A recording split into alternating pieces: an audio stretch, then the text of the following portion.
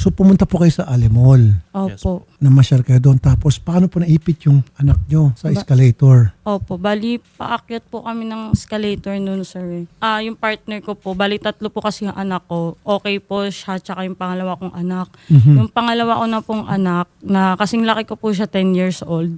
Doon po, hinigop po yung Crocs niya na suot. As in, higop po talaga, sir. Talagang kinain yung slippers. Siyempre nag-malfunction yung escalator. Yun nga po, sir, ang hindi ko maano eh. Bali, yung panganay ko po, na ano po siya natumba. So, nung hawak ko po yung anak ko na lalaki na bunso, hindi naman po agad-agad umistop yung escalator. Nung ihilahin ko na yung anak ko, bigla na rin pong hinigop yung paa niya kahit naka-rubber shoes po siya. Oh. Di ba meron yung emergency stop sa ibang mga escalator? Opo, yung sa gilid, sir. Sa gilid? Opo, meron pong emergency stop doon. Pagkatapos po ng insidente, ano po nangyari? Walang tumulong mga taga-mall? Ang nangyari, sir, kung hindi po siya gaya ng ibang escalator na naka-sensor, sir, na once na i-stop, hindi po agad-agad yun sa anak ko. Emergency stop? Opo, minanwal pa po nila na pindutin. Nung sumisigaw na po ako, dun lang po na stop talaga. Kaya yung paa po ng anak ko, yung palad ng paa niya po napuruan, tsaka yung hinlalaki niya. Sino po nag-stop ng escalator? Yung manager po nila. O ang tagal pa bago dumating yung manager siguro. Yun po, hindi po agad-agad kasi po minanwal pa eh. Ano sinasabi po ngayon ng Alimol? Ngayon po, sir, nung una po, sabi nila reimbursement. Ano yung sabi ng reimbursement? Yung ano po, lahat po ng gagastusin ako muna. Oo, dapat silang gagastos. Silang may pera eh. Yun nga po, sir eh. Abonohan, gastos muna Opo. kayo. Opo. Kaya ang nangyari, sir, syempre, sa kagustuhan ko pong gumaling yung anak ko, pinangutang ko po. Nangutang kayo para Opo. mapag-amot yung Kasi yung anak ko po, sir, yung provided nila, mayroon namang ambulance, mabilis naman. Ang tanong sa akin kung saan ang pinakamalapit. So, syempre, sir, emergency ang isip ko yung pinakamalapit, which is yung private po na World City. Kaya doon po siya dinala. Of course, emergency po kasi Opo. yan eh. At saka di kayo pwedeng tanggihan pag emergency, kahit na private hospital yan. Opo. Tapos dapat bigyan kayo ng pangunahing lunas pag medyo okay na. Pwede na i-transfer sa public hospital kung wala kayong pera, etc. Opo. Hindi naman kayo tinanggihan ng private Ayun po, hospital. pasalamat naman po ko, sir, sa World City. Inassist nila yung anak ko, sir. Okay. Hanggang sa na maggamot. Opo, magamot po. Ngayon, nung sisingilin nyo na po yung Alimol, kasi sabi nila, reimburse lang nila. Hindi na kayo kinakausap. Nakokontak ko naman po, sir, yung staff. Pero, sir, 2 weeks na kasing lumabas yung final bill ng anak ko, which is 1.2 million. Oo. Ang sagot lang nila sa akin for subject for approval pa po ng company insurance. Ang tagal. Dapat abonahan muna nila tulad ng ginawa mo. Tapos Yun nga. saka sila magsingil sa kanilang insurance. O grabe naman to. 1.2 million po kabuang amount ng bill. Opo. Yun po yung pinangutang nyo. Opo, bukod pa dun, sir, yung ano po, kasi meron pong policy na red tag, meaning ako na po yung bibili ng gamot. Bukod pa po yun dun, sir. Na sa paluwal ko po, bukod pa sa naging bill. Ang laki na gastos nyo po. Opo, sir. So yung hospital bill plus yung medicine. Opo. Okay. And then lahat ito, ang sagot lang ng Alimol, nung balikan nyo sila, nag-usap naman kayo, in fairness, sabi Yes nyo, po. Subject for approval. Yun po. Mr. Gary Romero, ito po may kinalaman doon sa kaso ng isang bata na naipit po sa escalator ninyo dyan sa Alimol. Kailangan po namin kasi ng letter. Letter. From sa inyo na kung ano po yung gustong interview or anything po, yun po yung kailangan namin, sir. Formal letter lang. Formal letter for you to be interviewed. Yes, parang ganun po. Kung gusto po. Ano kaya sir, formal letter sa inyo na kayo po itatawagin sa Senate? Yung pang gusto nyo? Ikaw, papatawag sa Senate sa abogado, pati may-ari ng Alimol. Yung bang hinihintay nyo po na formal letter? Pwede sir, kung yun ang gusto nyo. Pwede naman. Mr. Romero? Yes, sir. Kasi pinaikot-ikot nyo na itong kawawang magulang nitong batang naipit sa inyo escalator. Tapos ngayon, pati kami paikutin nyo, hindi ako papayag. Kung gusto mo formal letter, sige po, iutusan ko ang abogado ko si Atty. Gary Tungol na padalang kayo ng letter na inimbita kayo sa isang hearing sa Senado. Kasama na po lahat ng mga may-ari dyan sa Alimol. Ikaw na ang una. Yun po bang gusto nyo, sir? Sige, sir. I-send na lang po ninyo, sir, ha? Pakisend na lang po. Atty. Garrett, Yes po, Senator. etong Alimol, very clear na naging pabaya. Kanina bang committee to at kailangan daw ng letter na para Look po, sila ma-interview? Senator, no, because we can look at it as an aspect of yun nga po yung safety po eh. Dahil po it's an escalator-related accident. I'll look for the proper committee, but in the meantime, Sen, we can let the majority refer it to the proper committee. But I will draft the resolution, Senator. O sige, drop mo yung resolution para ma-hearing natin to. And very Yes clear po, sa akin na Senator. ngayon, itong Alimol umiiwas sa pagbayad sa kanilang responsibilidad. Opo, no, kasi we have to, yung legislative purpose po talaga nito, Sen, we have to really zero in yung mga ganito po, no, sa mga accidents in escalators, public places. How we can avoid na for Opo, this incident to happen again? Anong dapat mga pwedeng gawin? Opo, kasi Legislation. currently we have to litigate pa, Sen. We have to bring it to court because of the current civil code, yung premises liability rule, any injuries that happens within the premises of a proprietor, kailangan niyang bayaran kung may negligence siya. Maybe there's a faster way we can legislate po, Senator, para hindi po maulit yung paikot-ikot na ginawa nila dito sa ating complainant. Yes, kasi actually years ago, nakapareho din. Kaya lang itong mall o yung establishmento, nagbayad naman.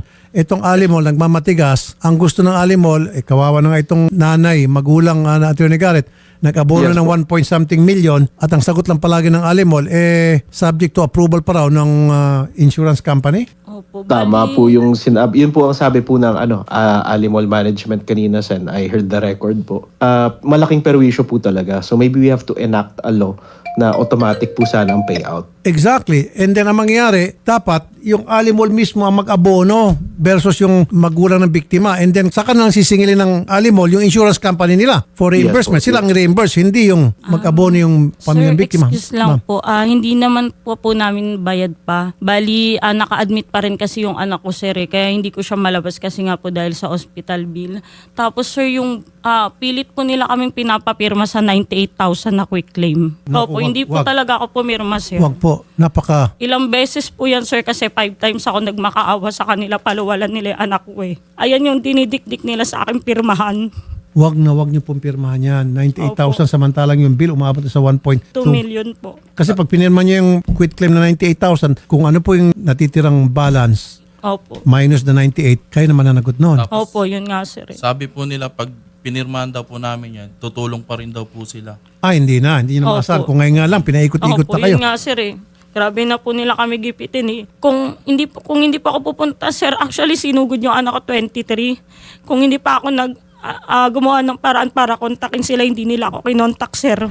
Mr. Romero? Yes, sir. Sige po, yung gusto niyo po, yung request niyo kanina, so mag-imbestiga po kami sa Senado in aid of legislation, kayo po ipatatawag namin sa Senate and then you will receive a formal letter from the Senate. Okay, sir? Is that what you want? Masusunod po, sir. Okay? Sir, ako po isang empleyado lang. It's a company, sir. It's a company po. I'm just an employee, sir. Yeah, pero kasama kayo, sir, bilang property manager, kasama kayo sa patatawag namin. Siyempre, kayong una-una dahil kayong isa sa mga may responsibility sa pag-aayos ng property ng Alimall. So, isa ka. Attorney Garrett. Yes po, Senator. So, si Mr. Gary Romero, isa sa mga ipatatawag natin siguro sa hearing. Yes po, it only makes sense. Tulad nga ng sabi niyo, Sen, a property manager is responsible for the maintenance and well-keeping of the premises he manages. So, he stands to know dapat, Senator, ano ba yung maintenance schedule ng escalator? Kailan ba huling in-install yan? Is it still safe? In fact, Sen, nangyari po actually yan, Sen, kay Grayson. Paakyat kami ng escalator, pero modern yung escalator nila, may emergency shut-off. Pinatay agad ng security guard doon sa dulo ng escalator. Nakita niya pa lang na naiipit pa lang, Senator. Wala pa sa immediate danger. May pindutan na po, may emergency stop kasi modern ang kanilang escalator. So, tignan natin kung ganun din ba ka-modern po itong Sen, itong sa Alimall na escalator. Sa escalator, ma'am, doon sa Alimall, ganun din ba? Merong emergency button na pipindutin para mag-stop yung escalator? Meron naman po, sir, pero yun nga po, yung pinaka-operation manager po nila yung pumindot, kaya hindi po agad-agad kahit may guard po doon. So yung guard, hindi nagpindot. Hinintay pa yung operations manager. Kasi yun po yung pagkakaalam ko, sir. Ako, Attorney Garrett, kailangan daw yung... Yun nga po, Sen. Kailangan mayroon pa operations manager ang dapat ang pumindot at hindi kung sino-sino mga guard. Ay, yun nga po, Sen, no? Square to my point po. Dapat sinabihan ng property manager ang security guard in case of emergencies, may authority kang pindutin yan. Part po yun ng kanilang responsibility, no? To avoid negligence sana. So wala sila binibigyan ng proper training sa kanilang mga security guards na sana Yun na nga makakatulong po, sa mga insidente Safety ganito. protocols po. Opo. So Mr. Romero, alam ko empleyado ka lang dyan pero ikaw po property manager. Sige po, tulad ng inyong request po sir, matutupad. Papadala po namin kayo ng request na para umattend po sa hearing sa Senado and we will file the resolution ASAP. Okay? Mr. Romero, salamat po sa pagtanggap na aming tawag Mr. Romero unless kung meron ka pang gusto sabihin sir. Salamat po. Salamat po.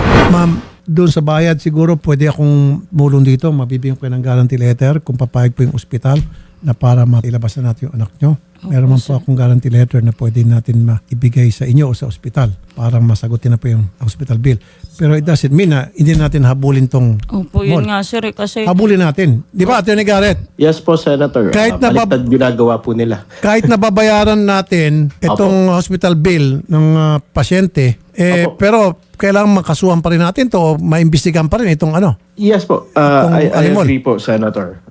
Kasi nga po, yun nga po, baliktad rin po kanilang ginawa. Usually, you ask the person to sign a quit claim after you already did all your legal duties. Dito po, wala pang performance ng kanilang duty to panagutan yung damages. Nagpapapirma na sila. Okay, sige po. Sasagutin ko po muna lahat ng bayarin sa ospital. thank you po Huwag na sir. kayo problema, huwag na kayo mangutang. Ako na pong bahala.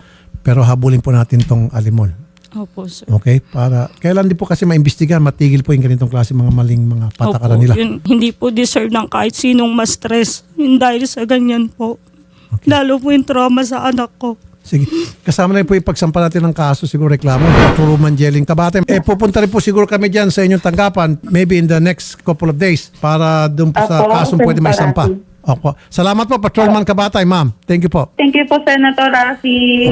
Okay, sige. Atty. Garrett, ganun na lamang. Yes, Paano we tayo ng will write the resolution? resolution po. Okay. Yes po, Senator. And then, ma'am, yung sa hospital bill, sagutin ko po lahat-lahat, pati yung Thank gamot. you po, Okay? sir. Punta ko kayo din kay Odette para ayusin na natin. Opo sir. Pero ma'am, kailangan mag-attend kayo sa hearing nga kung pwede. Opo, Atin sir. sundo naman kayo namin eh. Opo, Sagot sir. namin lahat. Kailangan kayo maging resource person dun sa hearing. Okay? Opo sir. Salamat po ma'am sa Thank pagpunta. you po talaga Maraming sir. salamat po. sir. Thank Wala you naman po. po. Thank you sir.